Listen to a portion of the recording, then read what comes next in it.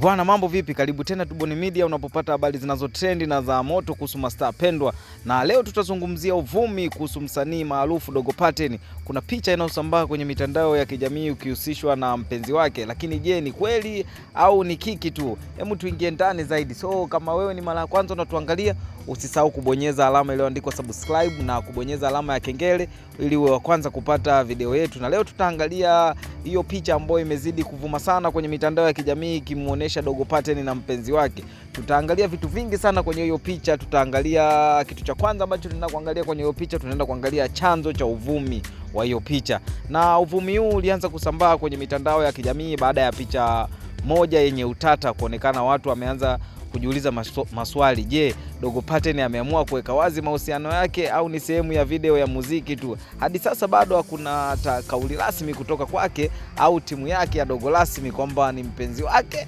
au ni kiki tu. Na kitu kingine ambacho tutaenda kuangalia kwenye hiyo picha, tutaenda kuangalia maoni ya mashabiki. Je, mashabiki wamekuwa na maoni gani?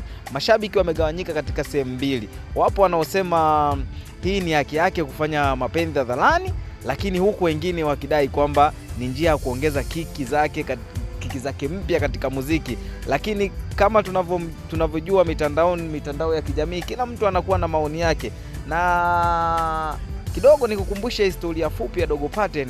Dogo Paten amekuwa akiepuka wazi maisha yake ya mapenzi, jambo linalofanya kuwa mmoja kati ya wasanii wenye fumbo kubwa. Je, hii ni hatua ya kubadili mtazamo huo au imekuwaje? Sasa asante kwa kutazama. Je, wewe una maoni gani kuhusu hiyo picha?